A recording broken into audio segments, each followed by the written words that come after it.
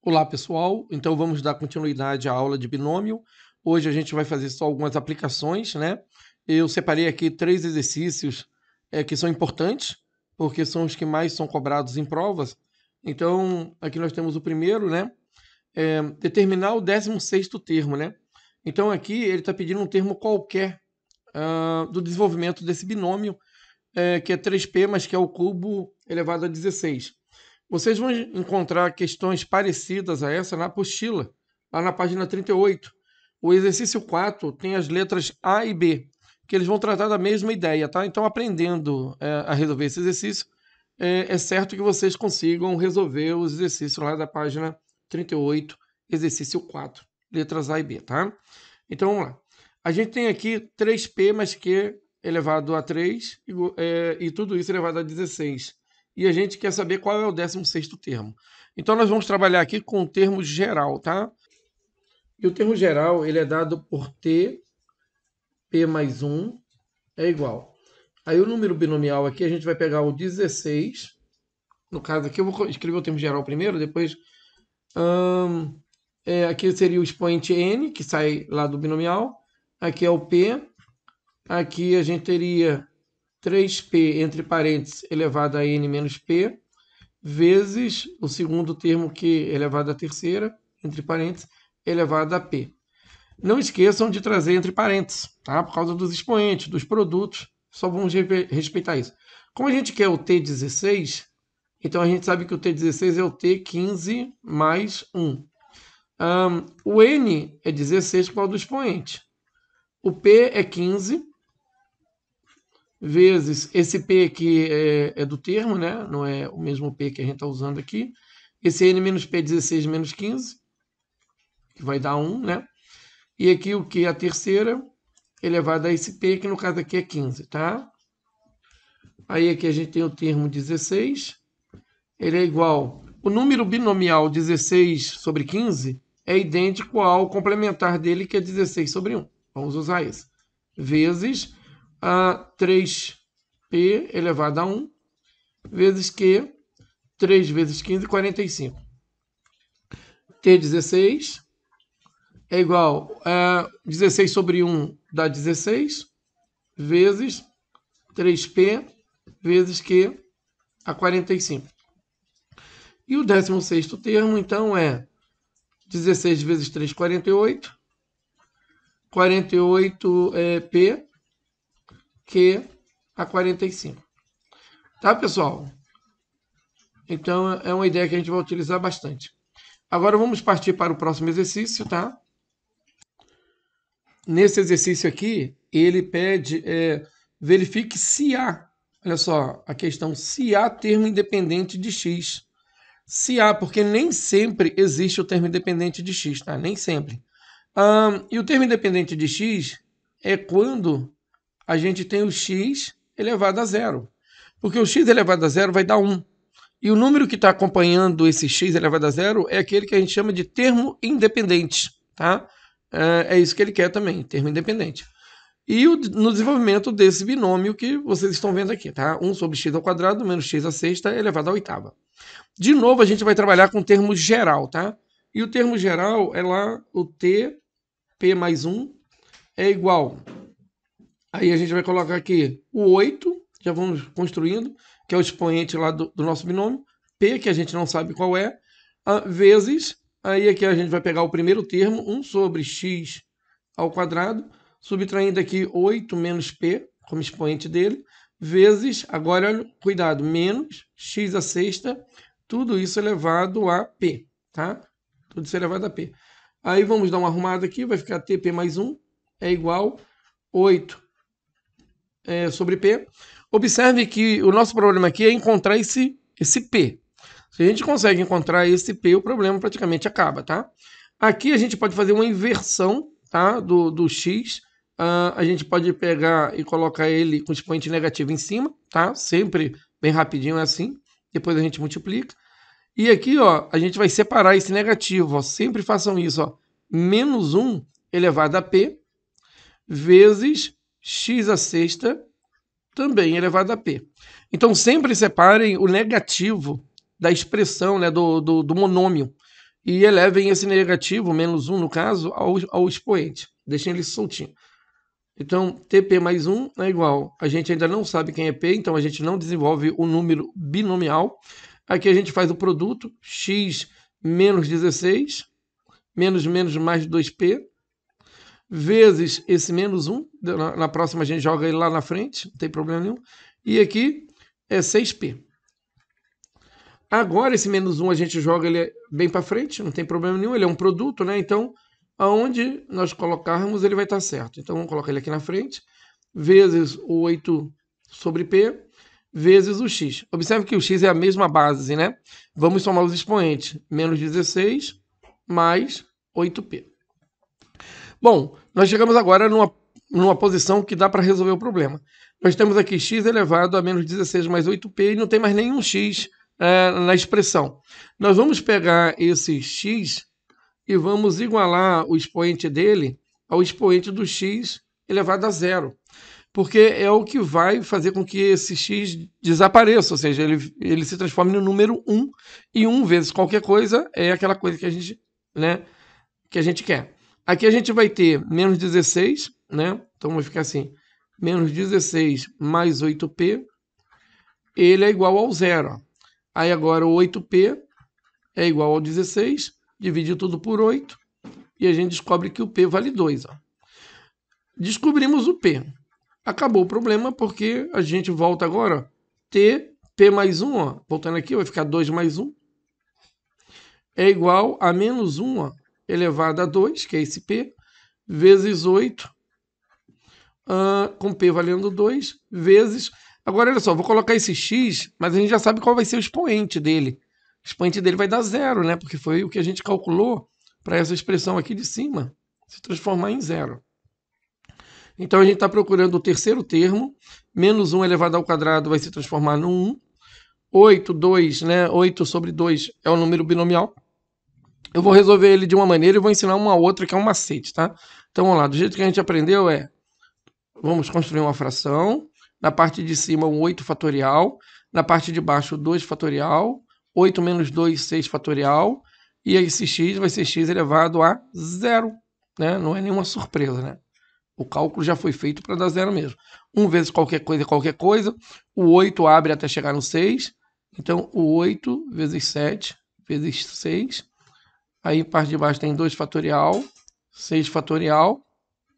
Tá? Vezes 1. Né? Que a gente não vai colocar mais. A gente pode cortar o 6 fatorial com 6 fatorial. Tá? A gente vai ter um aqui e um aqui.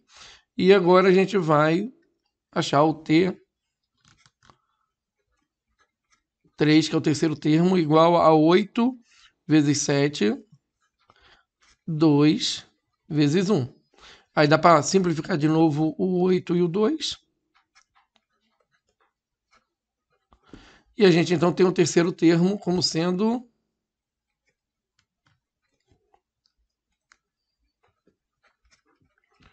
28. Bom, agora a gente vai resolver esse 8, 2, né, esse número binomial 8 sobre 2 de uma outra maneira, que ela é mais rápida, tá? Então ficaria assim, ó. Isso aqui é uma dica, podem usar em qualquer situação. Você tem lá o binomial, ó, 8 sobre 2. O número de baixo, aí transforma isso numa fração, tá? Transforma numa fração. O número de baixo, você abre ele fatorial. Ele é um 2 fatorial. Então você já abre ele. Abre. O número de cima, você coloca ele lá em cima. E você vai abrir ele tantas vezes quantos números você já tem embaixo. Como embaixo você tem 2, em cima você vai abrir o 8 até chegar no 7. Fazendo com que ele na parte de cima tenha tantos números quanto na parte de baixo. Quanto aqueles que você já tem embaixo. A partir desse momento, você só simplifica. E o resultado é o mesmo, tá? Então, esse macete é legal. Sempre funciona. 4 vezes 7, 28. E a gente chega mais rápido no resultado. Mas vocês têm que estar sempre atento que o número de baixo, que é o denominador, ele tem que ser sempre menor que a metade do número que está em cima, para valer a pena. Ou igual a metade. Por exemplo, 8 dividido por 2, 4. O máximo aqui embaixo seria 4, para ser legal resolver assim. Se o número de baixo ele passar da metade do de cima, não compensa resolver dessa maneira, tá? Mas é uma maneira legal de resolver. Vocês vão resolver questões parecidas com essa, lá na apostila, na página 38, exercício 4, letras E e F, tá? São idênticas, o raciocínio idêntico.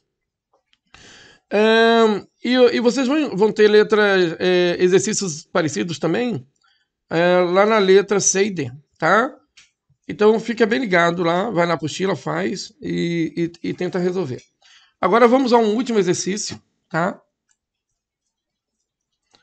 Esse aqui eu tirei da apostila. Esse aqui é a questão 4, que está lá na página 38, e a gente vai resolver aqui apenas a letra G, tá? Apenas a letra G. Achar o sexto termo é o T6. Esse é só voltar no primeiro exercício. Letra B, achar o 14º termo é achar o T14. Idêntico ao exercício 1, que nós fizemos agora. Achar o termo independente, nós fizemos agora. E só funciona, para resolver termo independente, nós temos que achar o x com expoente igual a 0. Igual ao exercício anterior, tá? Então esse aqui, igual ao anterior, ok, termo independente. O x tem que estar elevado a 0. A F, idêntica. A C é parecida com a E e a F. Então você quer achar o termo que tem x à oitava. Você tem que procurar, então, o x à oitava. E essa daqui é o x a 11. Tá? Pode até não existir esse termo, não tem problema nenhum. Tu vai verificar isso no cálculo. Agora, na G, a gente quer achar o termo médio. Ó. O termo médio desse desenvolvimento aqui. Só que tem binômio que não tem termo médio. E tem binômio que tem termo médio. Como saber qual binômio tem termo médio e se tem ou não termo médio? É assim, ó. Você vai pegar, eu vou colocar dois exemplos aqui. Vou pegar um binômio A mais B elevado ao cubo. Observe que esse expoente aqui é um expoente ímpar, tá? O expoente é ímpar. E vamos desenvolver. Bem rapidinho. A ao cubo, mais 3 vezes A ao quadrado B, mais 3 vezes AB ao quadrado, mais B ao cubo, ok? Fácil, né? Agora, observem que esse cara não tem termo médio. Ele não tem termo médio. Vou chamar de TM, termo médio. Ele não tem termo médio. Porque ficam 2 para um lado, 2 para o outro e não tem o termo médio. Agora, vamos resolver um outro aqui. A mais B elevado à quarta. Observe que esse expoente é um expoente par. Expoente par. Então, nós vamos ter A quarta mais 4 vezes A terceira B, mais 6 vezes A ao quadrado B ao quadrado, mais 4 vezes AB ao cubo, mais B à quarta. Né? Esse é o desenvolvimento de A mais B à quarta. Observem agora que a gente tem aqui o termo médio. Esse é o termo médio, tá? Por que ele é o termo médio, né? Porque ele deixou 2 para um lado e 2 para o outro. Então, existem binômios que não têm termo médio e nós temos binômios que têm o termo médio. E a gente pode fazer uma ligação direta com o expoente.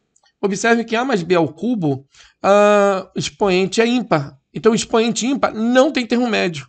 E quando o binômio tem expoente par, ele tem termo médio. Ora, se a gente olhar a questão 4, de A até G, e se a gente tivesse que procurar o termo médio em todas elas, na letra A, expoente 14, então tem termo médio. Na B, expoente 16, tem termo médio. Na C, expoente 14, tem termo médio. Na D, expoente 7, não tem termo médio. Na E, expoente 9, não tem termo médio. Na F, expoente 11, não tem termo médio. E a G, 12, tem termo médio. E é o que a gente vai procurar agora, o termo médio do desenvolvimento desse binômio elevado a 12. Porque tem. Se fosse 13 aqui, a gente não ia nem procurar o tal do termo médio, para não perder tempo na prova, tá? Pois bem, ele tem termo médio. Agora, qual é esse termo médio? Vamos lá. Quando eu elevei a quarta aqui, esse cara ele é o termo 1. Esse cara é o termo 2. E esse aqui é o termo 3, que é o nosso termo médio. Esse aqui é o termo 4. E esse aqui é o termo 5. Pessoal, como é que a gente descobre quem é o termo médio? É só você fazer assim, ó. Você vai pegar o expoente 4, o expoente que você tem. Você vai dividir ele por 2 e vai somar 1. Quando você faz isso, você descobre o termo médio. Na verdade, qual é o termo, né? O 3, ele é o termo médio. Né? A gente não descobre o valor dele, descobre a posição dele, né? No caso, 3 aqui. Agora, no nosso problema, a gente quer o termo médio de um expoente 12. Olha bem agora, como é que fica fácil. Termo 12 sobre 2, mais 1. 12 sobre 2 é 6 mais 1. Ora, a gente está procurando o T7, que é o nosso termo médio. Bom, para descobrir ele, nós vamos usar o quê? O geral. Então, 7 é 6 mais 1. Isso é igual a 12, o número binomial 12, classe 6 ou sobre 6. Isso vezes 2x ao cubo elevado a 12 menos 6. Tá? Eu vou fazer direto, né? 12 menos 6. Então, vou colocar aqui porque a gente tem espaço. E aqui eu vou pegar o próximo. Olha o negativo. Muito cuidado com o negativo. Raiz cúbica de x elevado também a 6, que é esse cara aqui de baixo, não é isso? Então aqui a gente está procurando o T7 e a gente tem o 12 binomial 12 sobre 6 vezes 2x ao cubo, tudo isso elevado a 6, vezes esse 6 mata esse negativo, então vai ficar mais. E a gente vai ter então x elevado a 1/3 elevado a 6. Porque toda raiz se transforma numa fração, tá? Aqui a gente vai ter o T7, ele é igual... vamos ter que abrir esse binomial aqui. Ele, usando aquele macete que eu passei para vocês no exercício anterior, 6 é a metade dele, não dá para trocar por um menor, tipo complementar, vai continuar sendo 6, né? Então vamos já abrir ele usando o macete. O 6... ele vem aqui embaixo fatorial, então vem 6, 5, 4, 3, 2, 1. E na parte de cima o 12, abre 11, abre 10, 9, 8 e 7. Se na parte de baixo você tem 6 números, na parte de cima você tem que ter 6 números. 1, 2, 3, 4, 5, 6. Vezes 2 à sexta, 2 à sexta, vezes x, 18, né? 6 vezes 3, 18, vezes x, 6 dividido por 3, 2. Então, o nosso T7 é igual. Agora, vamos cortar o que for possível. Vamos lá? A gente tem aqui 6 vezes 2, 12. 12, 12, 1. 4 com 8, 2. 3 com 9, 3. E 5 com 10, 2. E a gente vai ter, então, 11 vezes 2, 22. 22. Na parte de baixo não tem mais nada. 3 vezes 2, 6. 6 vezes 7, 42. Isso aqui vezes 42. Vezes 42. Vezes 2 à sexta dá 64.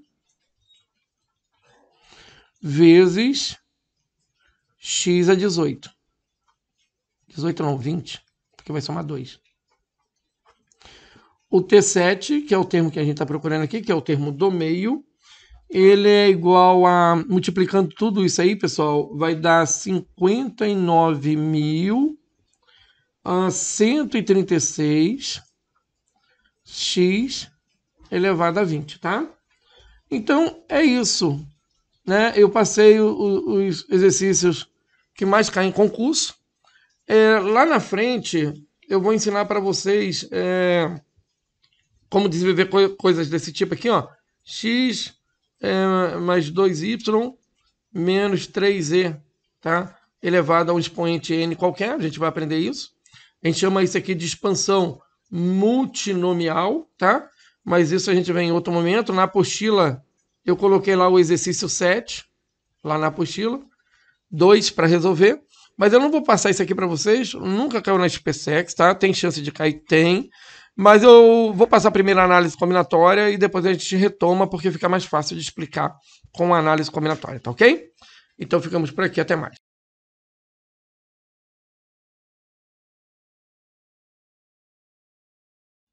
Olá pessoal, retornando então aos nossos estudos, vamos começar a ver a análise combinatória, tá? Então, qual é a finalidade, né, de se estudar análise combinatória? É a gente determinar o número de possibilidades de algo ocorrer. É um evento que a gente chama esse algo ocorrer, né? Sem a necessidade da gente ficar descrevendo cada uma das etapas, das maneiras daquilo ocorrer. Ou seja, é chegar num cálculo mais rápido para perceber o total de alguma ideia, de alguma etapa. Para a gente estudar análise combinatória, eu vou iniciar com vocês com alguns probleminhas que são básicos de contagem. Porque duas palavrinhas que a gente tem que ter para aprender análise combinatória. Uma é postura em relação ao exercício. Não adianta ficar decorando fórmulas do tipo assim, o arranjo tem essa fórmula, eu vou aplicar arranjo numa questão. Não é assim que se trabalha análise combinatória, tá? Numa mesma questão a gente pode trabalhar ideias de arranjo, de combinação e de permutação. Então, qual o momento que nós vamos ter que utilizar isso, né? Aí a gente também pode utilizar ter problemas de arranjo que tem letras repetidas. E como que a gente vai lidar com isso? Permutação circular. Como é que a gente vai lidar com isso, tá? Então, a primeira coisa é ter postura, né? E não ficar achando que decorar fórmulas de análise resolve problema de análise. Não, não resolve. E uma outra ideia, além da postura, é ter prudência, tá? É necessário parar e pensar sempre, né? Nunca agir com pressa em análise combinatória. Então, essas duas ideias, postura e prudência, vão resolver muitos exercícios de análise sem muita dor de cabeça. Então vamos lá, resolvendo o exercício. Aqui a gente tem um probleminha assim, né? Quantos anos governou um ditador que tomou o poder em dezembro de 76 e foi deposto em dezembro de 89? É um problema simples, né? Alguém, no primeiro momento, pode pensar assim: se ele tomou o poder em 76, 76 não conta, porque era dezembro, e vai contar o primeiro ano em 77. Eu vou colocar só 77 aqui, mas a gente sabe que é 1977, tá? E aí a gente pode pensar que em 77 foi o primeiro ano, 78 o segundo, 79. Eu vou colocar todos aqui, porque não está longe, né? Porque alguém pode resolver assim e não tem problema nenhum, tá? Se resolver dessa maneira, enumerando todos os anos, né, que ele ficou no poder, esse ditador. Então 99 conta, né, porque foi em dezembro de 99, e a gente fazendo uma contagem aqui bem direta, a gente pode encontrar 1, 2, 3, 4, 5, 6, 7, 8, 9, 10, 11, 12, 13 anos. Então ele ficou no poder durante 13 anos. Ganhou a questão, né? Acertou. Mas aí alguém pode pensar assim: ora, se ele tomou o poder em 76 e 89 eu tenho um intervalo. Eu posso pensar assim, de 76 até 1989. O 76 não está dentro, mas o 99 está dentro. E o que a gente quer aqui são números naturais, né? Porque a gente quer saber uma quantidade, então é um número natural. Ora, então se eu pegar 1989 e tirar 1976, o resultado disso vai dar 13 anos. Qual a diferença do segundo em relação ao primeiro? É que o segundo é mais rápido. Só que o segundo, a segunda maneira de resolver esse problema, ela depende muito de prudência, percepção, né, de cálculo, para não errar, porque um número aqui a mais ou a menos, a gente vai perder a questão. Então são cuidados que a gente tem que ter quando se trabalha com análise combinatória, porque a gente não está vendo e não vai ter como testar todos os resultados, tá? Então a gente fica trabalhando às cegas. Então, esse é um modelo. Vamos pegar um outro problema aqui, que vocês também sabem resolver. mas eu quero colocar ele aqui na análise combinatória. Determine o número de soluções inteiras, tá? Vamos destacar aqui, soluções inteiras da inequação x menos 36, que multiplica x menos 49, menor ou igual a zero. Eu já falei para vocês em alguns momentos, preciso montar uma aula realmente só para ensinar isso, para ninguém ter dúvida, mas não compensa multiplicar isso daqui, porque nós já temos uma função de primeiro grau, x menos 36, e temos uma segunda função também de primeiro grau, x menos 49, e uma inequação produto. A maneira mais simples de resolver isso daqui é perceber se os dominantes são positivos, eles são positivos, os coeficientes dominantes. Depois encontrar as raízes, né? Então a gente vai procurar raízes ou raiz, se não tiver muito. Aí a gente vai pegar a primeira função, x menos 36, vai igualar ela a zero, e vai encontrar x igual a 36 é uma raiz, e vai pegar outra função, x menos 49, e igualar a 9, a gente vai achar 49. Essas são as raízes. Agora a gente vai para a reta real para fazer uma análise, né? Reta real. Na reta, a gente vai desenhar uma reta e fazer um estudo de sinal. A gente sabe, então, que 36 é uma das raízes e sabe que 49 é outra raiz. Aí, vamos pegar uma outra cor aqui. A gente sabe que esse intervalo aqui é positivo. Aqui é uma raiz simples, troca esse sinal. Aqui é uma raiz simples, troca esse sinal de menos, vai para mais. O problema, ele quer saber quais são os valores negativos da função. Então, são os valores menores do que zero. E o intervalo lá que tem negativo é o intervalo que está entre 36 e 49. Aí aqui a gente tem igualdade, então ele quer a raiz, a gente vai fechar a raiz. E aqui ele quer a raiz, a gente vai fechar a raiz. Como ele quer saber a quantidade de números inteiros ali dentro, né? A gente sabe que os números inteiros, nesse caso aqui, são os naturais entre 36 e 49, inclusive 36, inclusive 49. De novo, tem duas maneiras de chegar nesse resultado. O aluno ele pode enumerar, tá? 36, 37, 38, 39 e contar um a um até chegar no resultado, tá? Então aqui ele faz uma contagem e chega no resultado. A segunda maneira é ele subtraindo e verificando quantos elementos tem ali dentro. Agora tem um problema. No problema, na ideia anterior, esse cara da esquerda não estava dentro. O da direita estava. Aqui os dois estão dentro, né? A gente quer saber quantos elementos tem no intervalo fechado 36, 49 elementos inteiros, né? Aí como é que a gente poderia fazer esse cálculo? A gente tem que pegar o 49 e tirar o 36. Porém, a gente tem que somar 1 nesse caso. Porque a gente tem que incluir o 36, que ele vai ter que voltar, tá? Então, aqui nós teríamos 50 menos 36, 14 números. Se fizer usando a primeira ideia, você vai enumerar todos eles, vai contar depois. Vai demorar mais, mas vai ter certeza da resposta. Nesse segundo aqui, você precisa dominar esses processos básicos de contagem aqui, ó. Então, precisa ter ideias, né?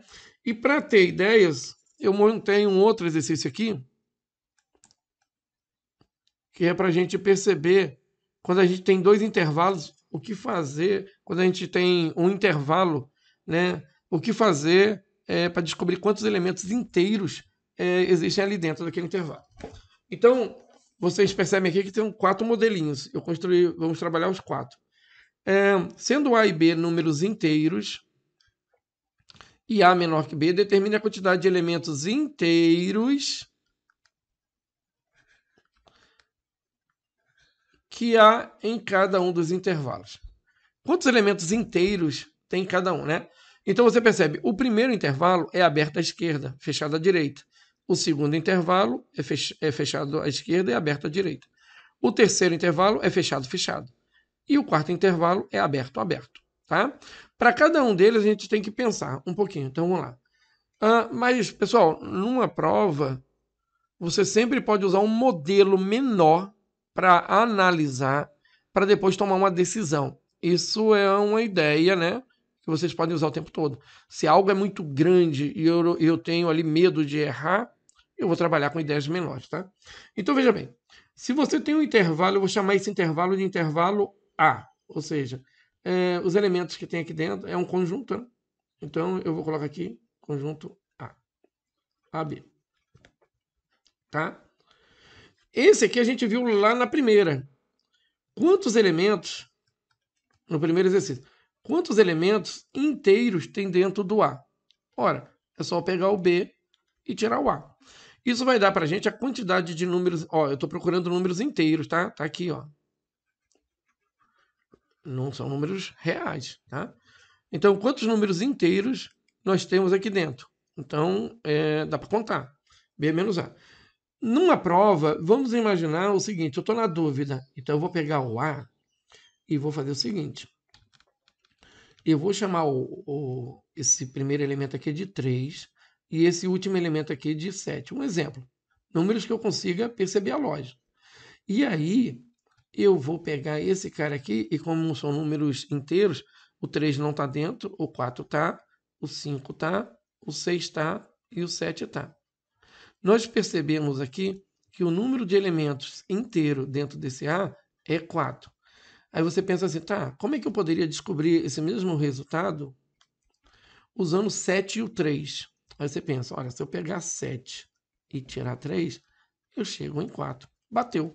Então é por isso que no intervalo aberto, de um lado, a gente só precisa fazer o maior menos o menor, para descobrir a quantidade de números inteiros. Então, quando eu tiver um dos dois lados aberto, é só diminuir. Aí você fala assim, ah tá, então você já está resolvendo a B. Porque a B, eu tenho um intervalo fechado à direita e aberto à esquerda. Vamos chamar esse intervalo de B.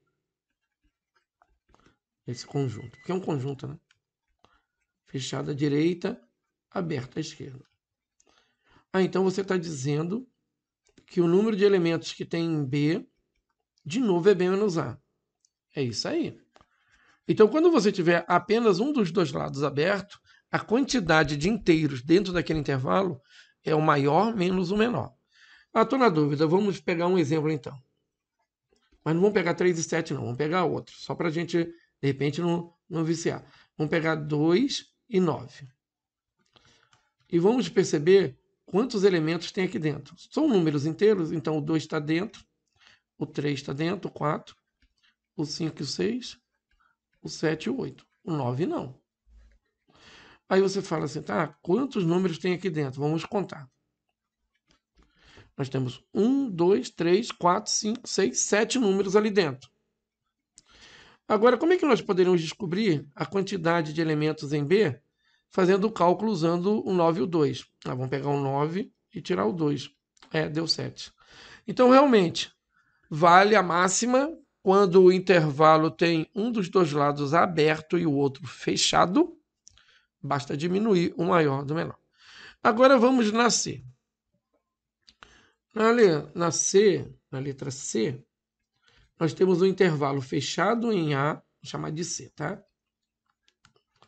Ele é fechado em A e fechado em B. Aí, quantos elementos tem o nosso C? Nesse caso aqui, ó, você vai pegar o B menos o A e vai somar 1. Aí, por que isso? Porque está fechado dos dois lados. Vamos fazer um teste aqui. Vamos pegar C, vamos fechar um número aqui qualquer, 3, e vamos fechar um número qualquer, 8, tá? E os elementos desse conjunto são inteiros, hein? 3 está dentro, 4, 5 está dentro, 6, 7 está dentro e o 8 também. Se você for contar quantos elementos tem aqui dentro do C, você vai perceber que você tem 1, 2, 3, 4, 5, 6. 6. Agora, como calcular essa mesma quantidade usando os elementos do intervalo? Se você pegar 8 e tirar 3, não dá 6, dá 5. Mas você tem que somar 1. E aí você vai ter o 6. tá? Então, quando os dois intervalos, quando o esquerdo for fechado e o direito for fechado, então a gente tem que subtrair e somar 1. Um dos dois é aberto, subtrai apenas. Agora vamos para o D. Observe que o D é aberto, aberto. Então vamos lá. Na letrinha D, eu vou chamar de D o intervalo e vou trabalhar com o intervalo aberto à esquerda e aberto à direita. Aí a gente quer saber quantos elementos tem o D, elementos inteiros. Você vai pegar o último e tirar o primeiro. E agora, pessoal, a gente tem que tirar 1. Porque a gente não tem nem o extremo esquerdo nem o extremo direito. Então é necessário subtrair 1.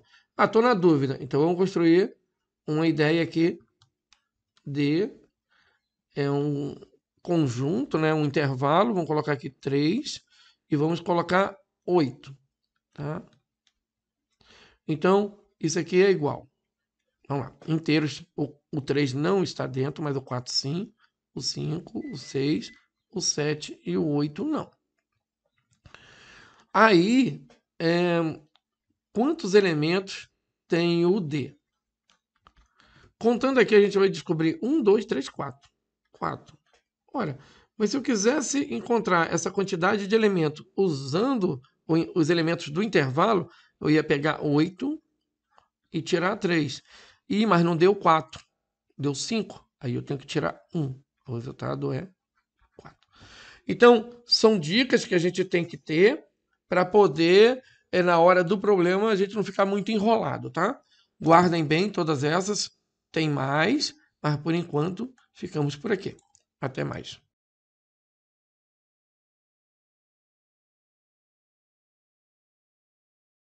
Então, pessoal, vamos ver aqui a parte da análise combinatória, que trata do diagrama de árvore, tá?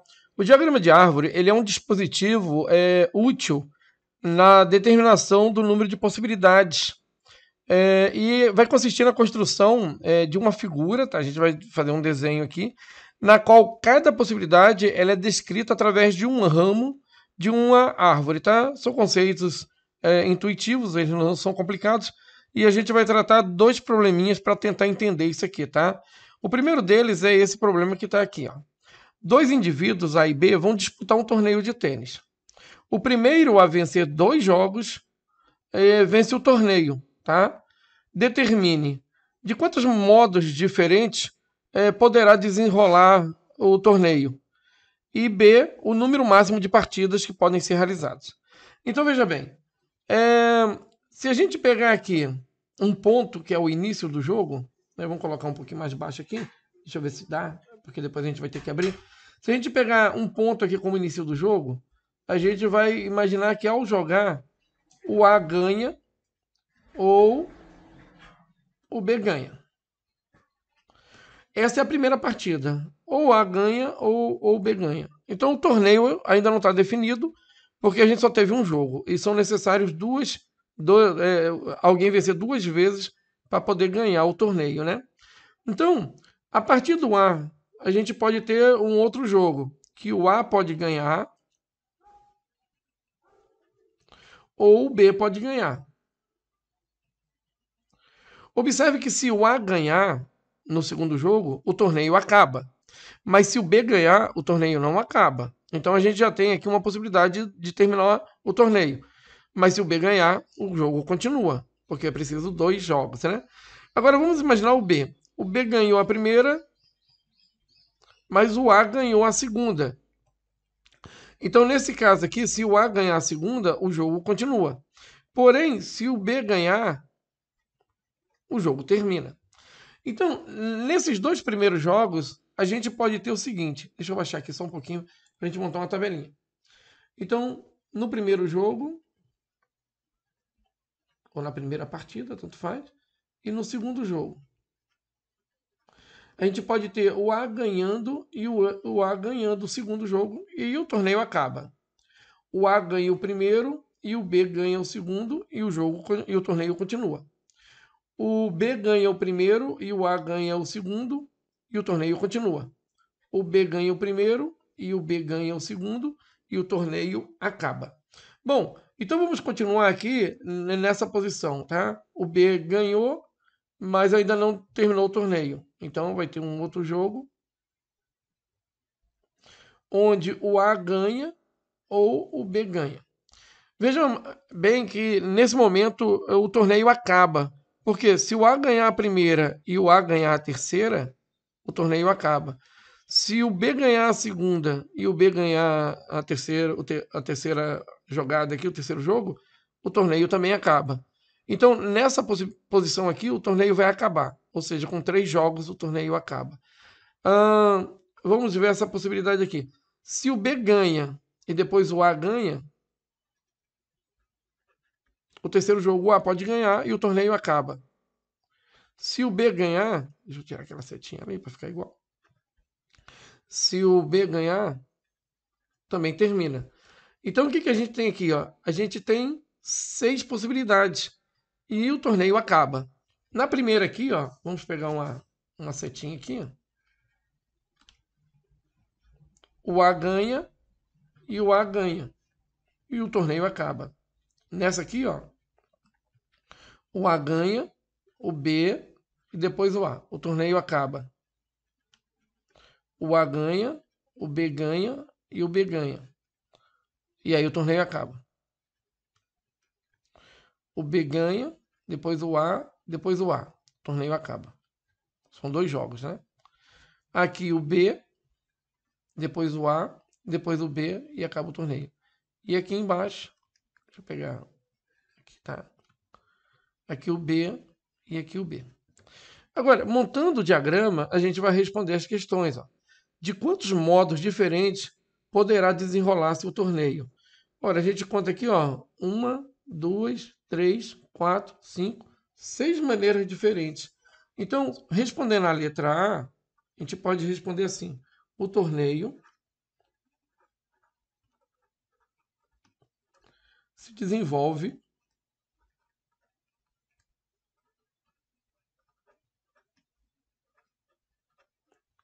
de 6 maneiras diferentes, ou de 6 modos diferentes.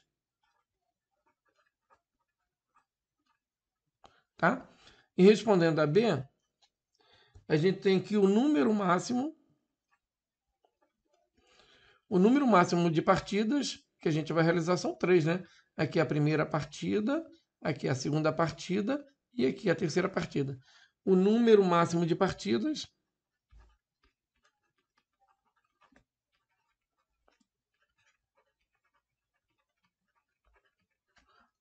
é 3.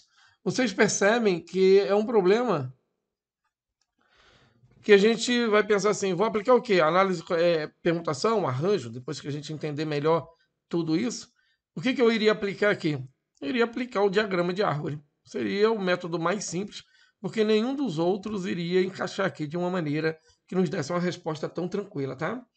Então, note nesse esqueminha aqui que a árvore tem 6 pontos finais, né, que são justamente a quantidade de torneios, né, e que os ramos mais longos, que seriam esses com 3 partidas aqui, corresponde aos torneios maiores, né, e os ramos menores seriam, o torneio seria definido com 2 partidas, tá? Vamos a um outro problema, usando também o mesmo esqueminha, tá? Então vamos entender aqui. Vamos supor que no início de um jogo você tem R$ 5, tá? Aí, toda vez que você joga e ganha, você recebe R$ 2. Mas toda vez que você perde, você paga R$ 1. Ao final de 3 jogadas, determine. Então você vai jogar 3 vezes, tá? Isso já é certo. Deixa eu baixar mais um pouquinho aqui, tá? Pra gente usar o espaço de baixo. Determine de quantos modos o jogo pode se desenvolver. E quais são as possíveis quantias em dinheiro que você terá no final do jogo. Tá? Então veja bem, você tem 3 jogadas a fazer. 3. Então vamos partir de um início aqui. Você pode ganhar ou você pode Deixa eu só pegar esse tracinho aqui meio torto aqui para... Só um pouquinho. Você pode perder, tá? Deixa eu só acertar aqui. Pronto, você pode ganhar ou pode perder. Como são 3, e essa é a primeira, vamos de novo aqui. A partir dessa, você pode ganhar ou você pode perder. A partir dessa aqui, você pode ganhar ou você pode perder. E como são 3 jogadas, então a partir dessa você pode ganhar ou pode perder. Dessa aqui também ganhar ou perder. Ganhar ou perder. Ganhar ou perder. Observem que nós construímos todas as possibilidades. Tem muito problema de análise combinatória que dá para resolver com diagrama de árvore, mesmo que a gente possa aplicar um outro método. E o diagrama de árvore vai te levando a todas as possibilidades.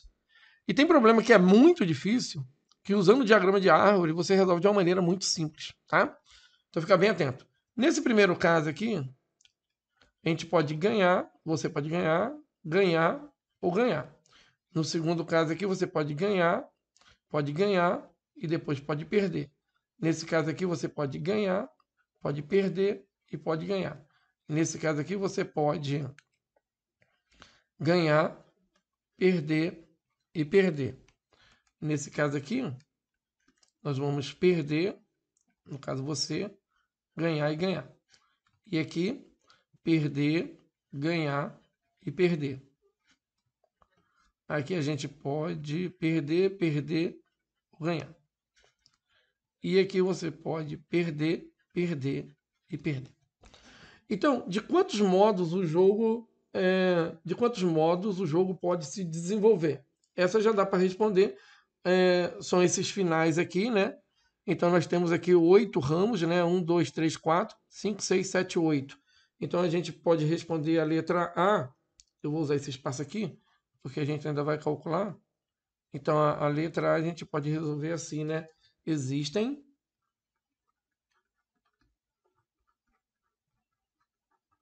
8 maneiras, tá? Diferentes.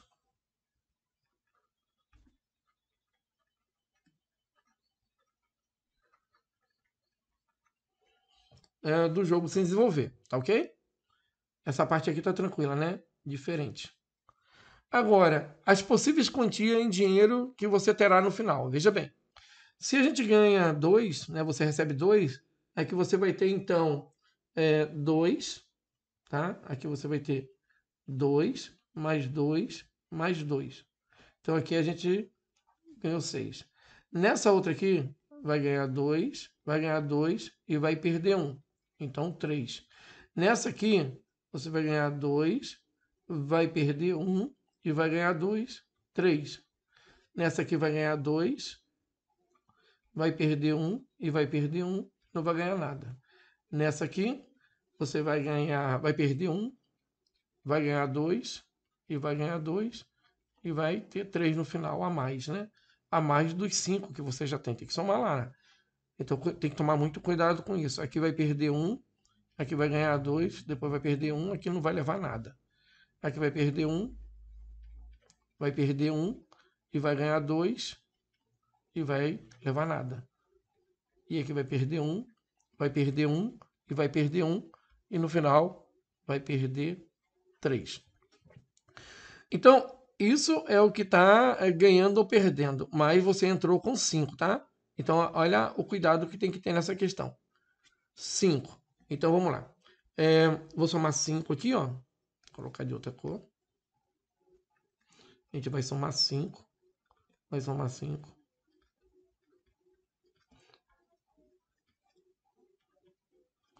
Tá vendo a sutileza das questões? Então, esse cuidado e essa paciência é que tem que existir na hora de resolver um probleminha. Se puder montar algo menor para analisar, é melhor, porque às vezes a gente não está entendendo o problema. Então aqui, ó, aqui a gente vai ganhar, no caso, tá se referindo a você, R$11. Aqui, R$ 8. Aqui, R$ 8. Aqui, nem ganha nem perde. Aqui é R$ 8. 5. 5. E aqui perde 2. Tá? Então, das 8, o lucro ocorre uma vez, 2, 3, 4 vezes. O lucro ocorre 4 vezes. Então, em 50% dos jogos, ou dessas 3 partidas, a pessoa vai ganhar dinheiro. Em uma, 2, 3, em 3 das 8, ela não ganha nem perde, ela sai com o dinheiro que ela entrou. Então, isso aqui daria 3 em 8, tá? E em uma, e apenas uma, a pessoa perde dinheiro. Uma de 8, né? Então, tudo isso a gente tem que ficar bem atento na hora da prova, porque ele pode fazer questionamentos dessa maneira, né? Em quantos por cento a pessoa sai ganhando dinheiro?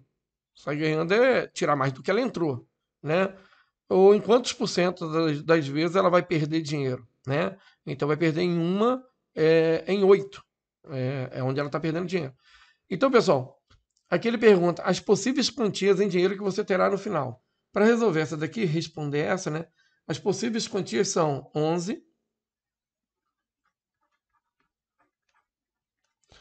8,